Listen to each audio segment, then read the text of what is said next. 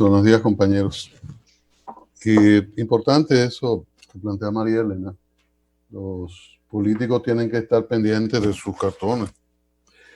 Y ahora todo se usa en contra de los candidatos. Cualquier pifia menor puede ser utilizada en contra de los candidatos. Y el partido, el candidato que tenga vocación de poder, que entienda que puede ganar las elecciones próximas, debería tener cuidado con el comportamiento frente al árbitro. Yo quiero insistir con eso. Tradicionalmente al árbitro se le trae al terreno de la confrontación. Y el árbitro es el árbitro. El árbitro a veces hay que empujarlo, hay que cuestionarle, hay que reclamarle, y eso es correcto. Ahora, el acoso y derribo es muy, muy peligroso en cuanto al árbitro, pero hay una tradición muy mala de que los partidos y los candidatos no pierden. Fue el árbitro, se hizo un fraude, en fin. Es muy difícil que un partido o un candidato admita que perdió un proceso electoral, aunque la distancia sea de 20 o 25 puntos. Una cosa inconcebible. Claro, eso tiene que ver también con un comportamiento distinto al de otras naciones, en que un líder pierde por una distancia en votos de 15 o 20% y se va a su casa.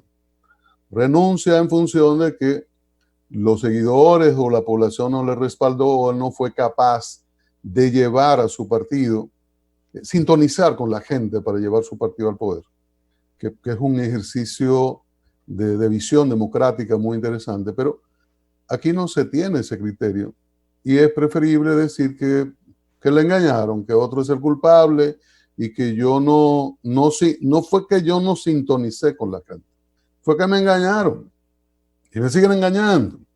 Entonces, eso es lamentable. Yo creo que a propósito del proceso que vivimos, difícil, tortuoso, de montar estas elecciones en medio de la pandemia y un proceso de reapertura con muchas incertidumbres, hay que tener cuidado con lo que reclamamos. Hay que reclamar, hay que tratar de que el árbitro, la Junta Central Electoral, esté acorde con la Constitución y las leyes. Pero yo creo que es José que está estornudando por ahí. Hay que tener cuidado con... Yo tengo 3 meses que no estornudo. ¿Qué te parece? Oh, maravilloso. Pero parecía como tú. Parecería tu garganta. No. Mi oído es bueno en eso, pero bien. Y tan rico bueno que es estornudar. La luz. Bueno, pero cuando yo hablo de que tengo 3 meses que no estornudo, es que, discúlpame, Cristian, es que por las políticas preventivas de salud que hemos tenido que asumir por la crisis, realmente yo no pasaba una semana que yo no tuviera una alergia. Pero ya yo tengo... Pero usualmente tú te limpias mucho la garganta. Y uno lo hace para ir al aire, claro. Eso es normal. Pero bien, excúsenme. Entonces, hay que tener claro lo que se persigue. Si yo creo que voy a ganar el proceso, yo trato de que esté legitimado, de tener cuidado de que se monte, de que no fracase. Entonces, me parece que ese es el comportamiento, claro, que se garantice, sobre todo el voto del ciudadano, que es lo fundamental, es el soberano que hay que proteger. Hay una discusión sobre la reapertura, sobre el pedido del gobierno de ampliar el estado de emergencia. Yo creo que el gobierno, el PLD y su candidato han abusado de este proceso de emergencia. El presidente Danilo Medina le ha puesto la alfombra a su candidato para que se aproveche lo máximo de esta situación en que el ciudadano necesita necesita comestibles, necesita insumos, necesita muchas cosas. Entonces el gobierno se echa a un lado, el candidato Gonzalo Castillo entra al escenario y bueno, y se ha aprovechado en demasía. Hasta, y ahí están los videos, hasta en el toque de queda se ha visto la entrega de alimentos de parte de personas que trabajan con el candidato Gonzalo Castillo, y esto evidentemente que ha dejado un resultado positivo a la campaña. O sea, el uso que ha dado el presidente Medina, el uso electoral a este proceso, evidentemente que ha dejado sus frutos, y desde que vimos a Abinader que siguió ese camino, que salió de la casa y siguió ese camino, aunque es imposible competir con el Estado, dijimos, es evidente que tiene información de que está dando resultados. Y cuando vimos a Leonel Fernández, que también se sumó a eso con recursos mínimos, dijimos, bueno, evidentemente que hay estudios y evaluaciones de que está dando resultados.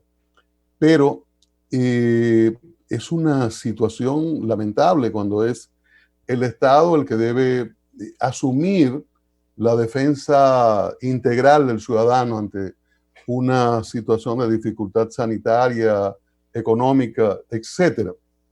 Pese a todo esto, lo reitero, ese uso abusivo de los recursos públicos en favor de un candidato, yo creo que la oposición tiene que ponderar si es factible levantar o no el toque de queda.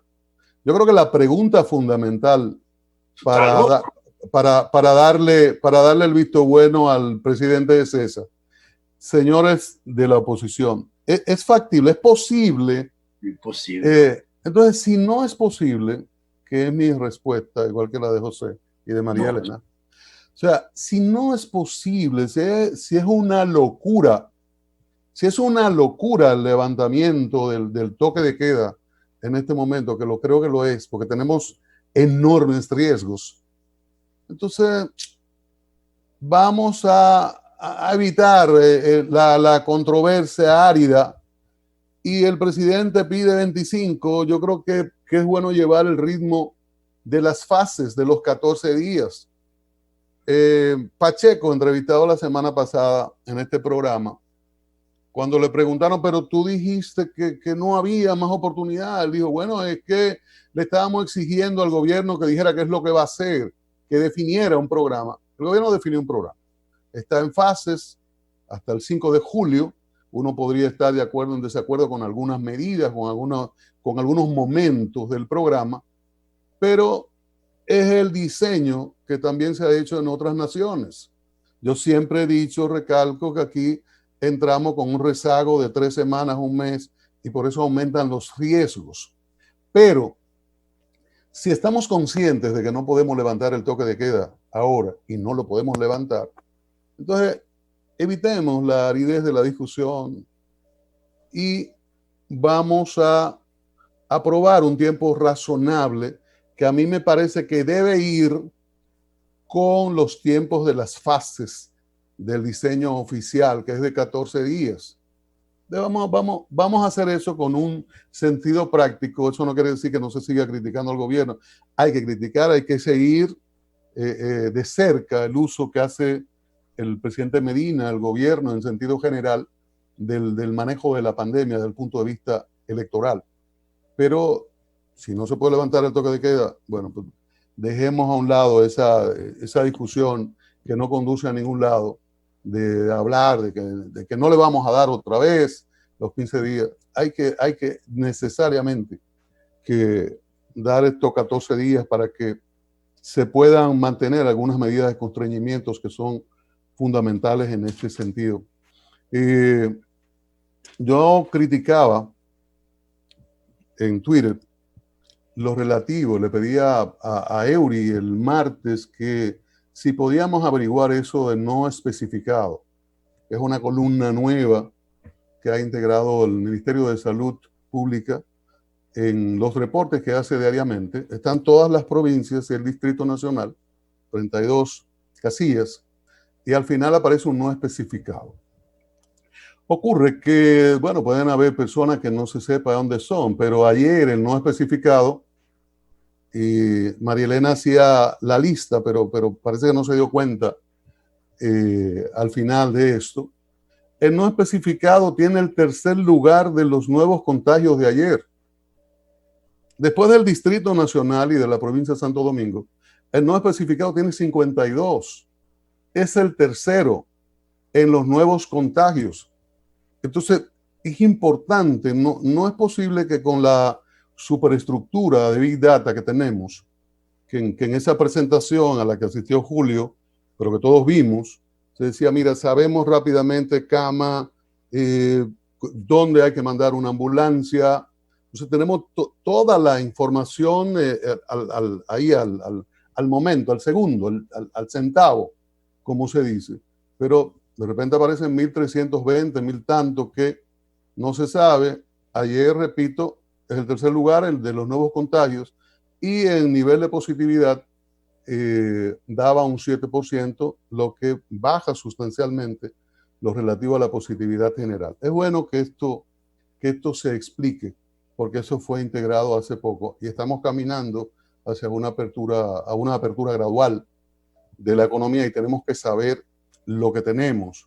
También he criticado, y sería bueno si hablamos con Alejandro Abreu o con Alma Morales, que se explique lo que preguntaba, si en una provincia donde se han hecho 23 pruebas, es posible definir el perfil epidemiológico de esa población.